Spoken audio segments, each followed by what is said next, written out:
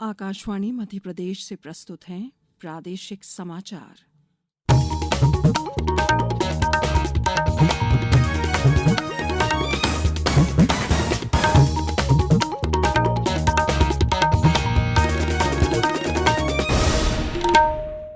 नमस्कार, समाचारों के साथ मैं शेख महजबीन अल्माज।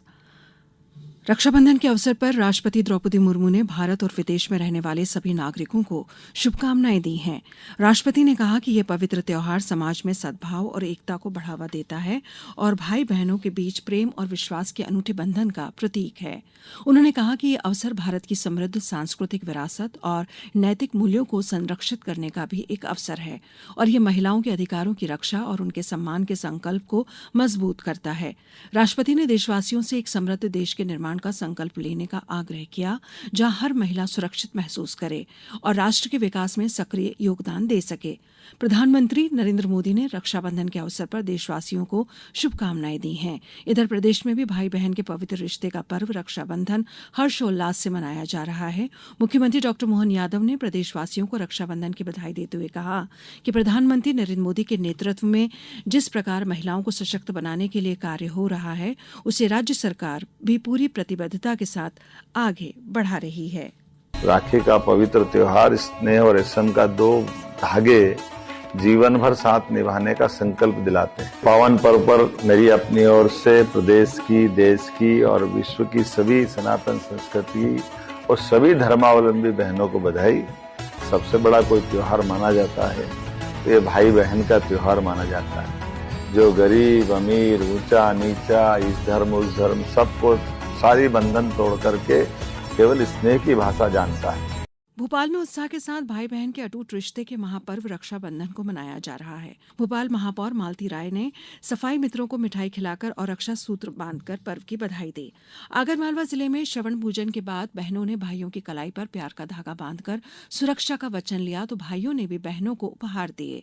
शिवपुरी में सर्किल जेल में रक्षाबंधन के पर्व को लेकर आवश्यक व्यवस्थाएं की गई ताकि बहनें कैदी भाइयों के साथ रक्षाबंधन मना सके। जबलपुर में सामाजिक संगठनों ने सड़क किनारे गरीब और याचकों को राखी बांधने के साथ भोजन और उपहार बांटे। नर्मदापुरम में राखी बाजारों में ऑपरेशन सिंदूर का असर देखने को मिल रहा है। इस बार बाजार में सिंदूरी रंग की राखियां बहनों को काफी पसंद आ रही हैं। वित्त वर्ष 2024-25 में वार्षिक रक्षा उत्पादन बढ़कर 1,51,000 करोड़ रुपए के अब तक के सर्वाधिक स्तर पर पहुंच गया है।